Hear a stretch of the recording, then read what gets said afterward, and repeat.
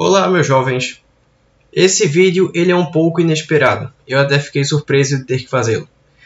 Pelo seguinte, eu recebi um comentário particular naquele vídeo de ferramentas extras para equações de Euler-Cauchy, pedindo a explicação da teoria por trás daquelas fórmulas, na resolução desses tipos de equações. O comentário em si foi dessa inscrita aqui. Há 5 dias que ela pediu um vídeo explicando a teoria sobre a equação de Euler-Cauchy e essas duas fórmulas que eu apresentei. Uma para me dar a equação polinomial associada e outra, se necessário, para a gente resolver integrais por partes desse tipo aqui. Muito bem. Antes eu preciso explicar para você o que é uma equação de Euler-Cauchy. Basicamente, a equação de Euler-Cauchy é a equação diferencial que tem esse formato aqui. Você vai observar que a ordem de cada termo de derivada acompanha um termo polinomial em x do mesmo grau. E se repete até aqui, em que eu vou ter o grau zero da equação, polinomial para o x, e a ordem zero de derivada para a função, que é a própria função. E muito bem. Como eu resolvo uma equação de Euler-Cauchy? Eu parto do pressuposto de que um dos formatos da resposta é y igual a x elevado a m. Eu vou fazer 2 ou 3 exemplos aqui de onde surge essa fórmula e por quê. Eu vou pegar o seguinte exemplo. Vamos pegar uma equação de Euler-Cauchy de ordem 2, ou seja, ax ao quadrado, y duas linhas, mais bx, y mais cy, aqui é y linha, igual a zero. E vamos utilizar esse pressuposto. Eu vou derivar a primeira e a segunda vez essa função aqui. A nossa primeira derivada ela vai me dar x elevado a m, ou melhor, m, que multiplica x a m menos 1. E a nossa derivada segunda vai me dar aqui m menos 1, que multiplica aqui o x a m menos 2. Dado isso aqui, eu vou substituir. Bem, para esse primeiro cara aqui, eu vou ter x a m menos 2 e x a 2, vai ficar só x a m. Então, eu vou ter a m menos 1 e x elevado a m, mais x a m menos 1 vezes x a primeira, vai me dar só x a m, mais bm xm, mais esse cara aqui, que é cxam, igual a zero. Observe que em todas eu tenho um termo comum. O termo xam está presente em todas. Eu vou pô-lo em evidência. Pondo em evidência, eu vou ter xam e vai multiplicar tudo isso aqui. A m vezes m menos 1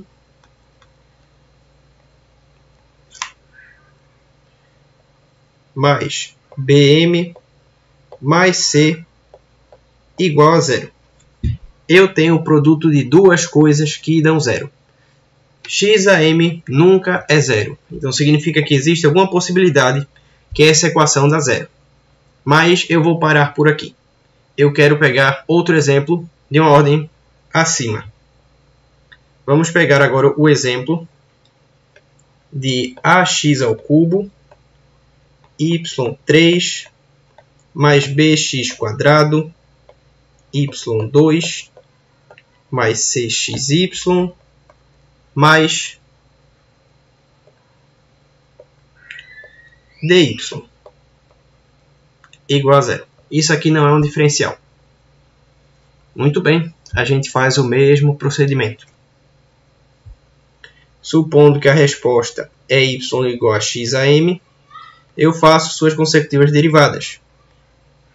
m menos 1, m menos 1, x a m menos 2, e a terceira derivada, m menos 1, m menos 2, e aqui fica x a m menos 3.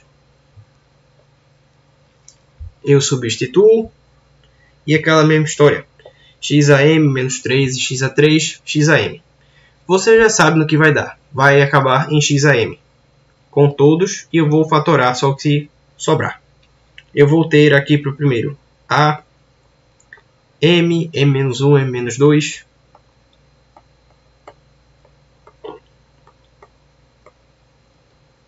Para esse outro aqui, será b, m menos 1, mais b, m menos 1. Do c vai ser mais c, m, mais d, igual a 0.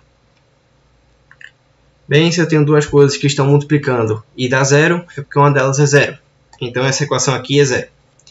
Perceba o seguinte, eu aumentei a ordem da minha equação e para esse mesmo termo que acompanha o termo de maior ordem, surgiu um termo adicional m menos um número. Eu tinha m menos 1 e para a ordem que eu levei surgiu m menos 2. Mesma coisa para o termo, o coeficiente do segundo termo. Apareceu um m menos 1. Para o c apareceu um m. E para o d ele ficou só, assim como o valor independente. Bem, como é que disso eu consigo chegar a isso aqui? Perceba que eu tenho aqui um pedaço de um fatorial. Se você não lembra, um fatorial ele tem a seguinte declaração. Se eu tenho um número n que é fatorial, é porque sua expressão será n menos 1, vezes n menos 2, vezes n menos 3, ou seja, ele é a multiplicação de todos os naturais, exceto o zero, que precedem ele, incluindo ele próprio. Eu preciso, de alguma forma, parar o fatorial em algum momento, porque ele vai se repetir até fazer 2 vezes 1. Aqui eu não tenho o fatorial completo, porque ele é uma expressão que vai até o número 1. Eu tenho aqui até uma certa quantidade. E você vê que o A tem 3, o B tem 2, o C tem 1, o D tem somente 1. Eu preciso, de alguma forma, parar o fatorial em algum momento. E é para isso que a gente tem um conhecimento interessante de fatoriais. Olhe para isso aqui. Bem, aqui eu tenho aquele n fatorial que eu falei, e que ele vai se destrinchar em tudo aquilo. Quem vai determinar a parada do fatorial é esse denominador aqui. Então, o que é que eu preciso fazer e que diabos é esse i? Esse i é a ordem da minha equação de Euler-Cauchy. Porque se você reparar, veja bem. Eu tenho ordem 2 e eu parei antes que chegasse no 2. Aqui eu tenho ordem 3 e eu parei antes que chegasse aqui no 3. O que é que está acontecendo? Eu estou fazendo isso aqui. Por exemplo, eu estou fazendo n fatorial dividido por n menos 2 fatorial. Se você destrinchar isso aqui, você vai ter n menos 1, n menos 2 fatorial, que divide n menos 2 fatorial. Esses dois aqui, felizmente, cancelam. E eu tenho somente aqui o n menos 1, que é exatamente isso aqui. E muito bem, eu basicamente já disse para você como é que é a fórmula. Só mais um detalhe. Sempre está acompanhado dos coeficientes que vêm da equação. Então, eu posso escrever a fórmula resolutiva que gera a minha equação auxiliar polinomial como um somatório que vai de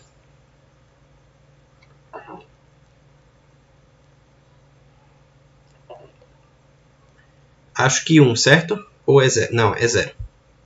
Que vai de 0 até i, ou seja, vai do termo de derivada que acompanha a derivada de grau zero, que é a própria função, até a ordem da equação de Euler-Cauchy, que é denotado por i. Dos respectivos coeficientes alfa e i que acompanham, no caso, esses caras aqui. E agora o que vai determinar essa expressão do m, que é o que me ajuda a resolver as equações de Euler-Cauchy. Esse m, para começo de conversa, era o expoente. E eu configuro ela para ser m fatorial sobre m menos i fatorial, porque a parada do fatorial se dá pela ordem da equação de Euler-Cauchy, como eu mostrei aqui. Muito bem, essa aqui ela foi deduzida.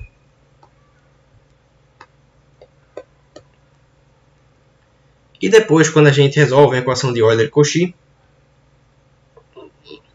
que a gente encontra as respostas desses valores de m, a gente apresenta a resposta como y igual a c1 x elevado a m1 mais c2 x elevado a m2. Como resposta dessa equação polinomial, já que eu disse que ela estaria nesse formato. E muito bem. Depois que eu faço isso aqui, isso tem que ser igual a 0, porque vem disso aqui. E muito bem. Essa aqui está deduzida. Depois, a gente vai para essa aqui. Essa aqui, ela serve para eu resolver integrais por partes desse tipo aqui, de x elevado a n e e de x. Vamos desenvolver isso aqui para você entender a teoria. Equações integrais por partes, eu resolvo da seguinte forma. São integrais que são formadas pelo produto de duas funções e que elas são resolvidas desse formato. Integral de u dv é u vezes v menos a integral de v du. Ou, se você preferir a brincadeira, é um dia vi uma vaca vestida de uniforme. Para resolver integrais por partes, eu escolho u como a função mais fácil de eu derivar e dv a função mais fácil de integrar. Normalmente é assim, ou a gente segue o acrônimo. O acrônimo que é LIAT, que é para logarítmica, inversa trigonométrica, algébrica ou polinomial. Aqui é trigonométrica e aqui são exponenciais. Quando eu subo nessa cadeia, é a prioridade quem eu escolho quem vai ser o u. Nesse caso, eu tenho uma exponencial e uma algébrica ou polinomial. A algébrica tem maior prioridade que exponencial, então o u ele vai ser a minha algébrica. O u é a função que eu derivo e o v é a função que eu integro. Ou seja, se o u ele vai ser aqui o meu x elevado a n e o meu dv ele vai ser o meu e de x, o u eu derivo e com isso eu vou ter n x a n menos 1 e o e de x eu integro. Essa integração de e de x me dá o próprio e de x. E eu continuo escrevendo aqui no formato da resolução. Então, essa integral de x elevado a n e de x dx, ele vai me dar u vezes v, ou seja, n, que multiplica x a n menos 1, menos a integral de v du. O v eu já sei que é o e de x. O du, ele é isso aqui, dx, que é o du. Du dx dá essa derivada. E aqui eu vou ter n. Aliás, o u é só o x a n, perdão. Aqui vai ficar n x a n menos 1 dx. E eu continuo o processo, porque eu pego essa integral aqui, que de novo é por partes, aplico de novo e vou fazendo isso até eu conseguir resolver meu problema. Só a título de monstruário eu vou fazer. Aqui dá n, x a n menos 1 e muito bem. É a mesma coisa, eu vou integrar isso aqui, que vai sempre dar no mesmo, e eu vou ir derivando isso aqui. E eu continuo, menos, isso aqui vai me dar u vezes v, o u é esse cara aí, que ele é o n, x a n menos 1, vezes o v, que é o e de x. A propósito, que besteira eu fiz aqui? É u vezes v, é isso aqui. U, que é o x a n, vezes v, que é o e de x.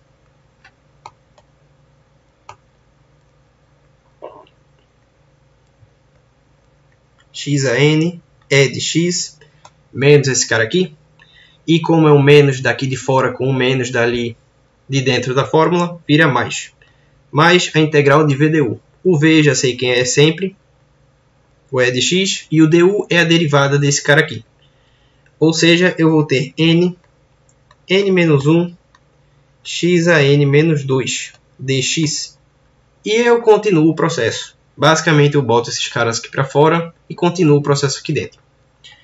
Então, só mais uma vez, x a n, e de x, menos n, x a n menos 1, e de x, mais esse cara eu boto para fora, n menos 1, e de x, menos integral de e de x, n menos 1, que eu derivo esse cara de novo. Aqui é x a n menos 2 vezes o e de x. E aqui é n menos 2 de novo, x a n menos 3 dx. E eu vou continuando. E a pergunta é, bem, quando é que eu paro? Eu paro quando o expoente do termo polinomial for zero. Mas como isso aqui é uma expressão genérica, eu vou deixar dessa forma. Basicamente, eu quero que você observe o seguinte. Esse aqui, eu vou dizer que é uma função g de x. Quando eu olho para cá, eu já tenho o g' de x, que é esse cara aqui. Se eu olhar para esse cara aqui, eu já vou ter o g duas linhas de x. Como esperado, você já vê que esse que vai sair para fora, ele é o g três linhas de x. E sempre vão estar acompanhados de um termo e de x. E outra também, eles sempre trocam o sinal. Começou positivo, negativo, positivo. O cara que vai sair aqui para fora vai ser negativo, depois positivo, negativo, positivo e vai alternando o sinal.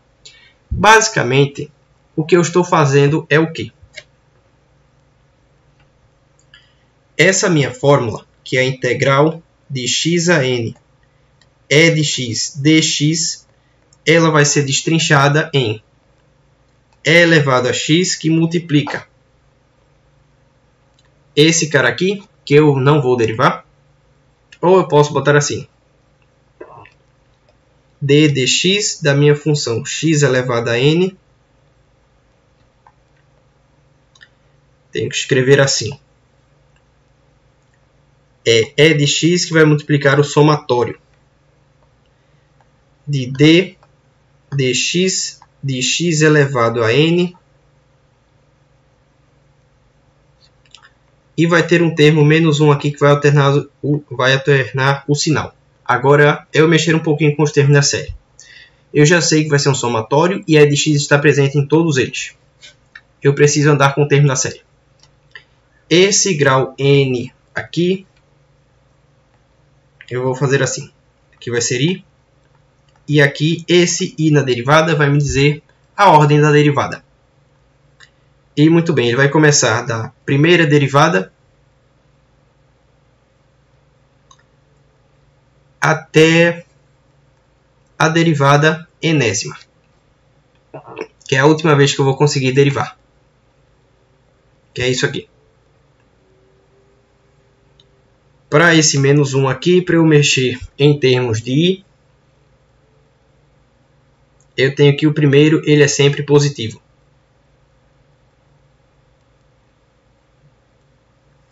E aqui fica, portanto, elevado a i. Quando for a primeira derivada, ou a derivada zero, que é o primeiro termo, ele vai ficar positivo. Depois, quando for a primeira, ele fica negativo. Ao quadrado, que é a segunda, ele fica positivo. E vai trocando o sinal. Aqui só está um pouco diferente, porque esse aqui eu botei ele logo para fora. E, portanto, a série começou em 1. Mas esse aqui também é um formato equivalente. Se eu andar com o termo da série, eu vou botar esse x a n lá para fora. Aliás, esse i não está aqui, é um n. Muito bem, agora está certo. Essa fórmula e essa técnica a gente só iria utilizar se necessário. Se a gente tivesse equações não homogêneas, que a gente precisaria utilizar o método da variação dos parâmetros para conseguir resolver. E muito bem, atendemos aí a esse requisito da escrita aí. Muito bem, esse aqui é um vídeo de conteúdo extra. Eu realmente não estava esperando receber isso daí, mas, cara, isso é muito interessante, porque um canal de pequeno porte como esse aqui, já começar a receber esses feedbacks é um negócio muito positivo. Isso me dá vontade de fazer mais vídeos. Muito bem, encerramos aqui o vídeo. Espero que você tenha gostado. E espero que tenha esclarecido aí a origem dessas coisas que eu trouxe.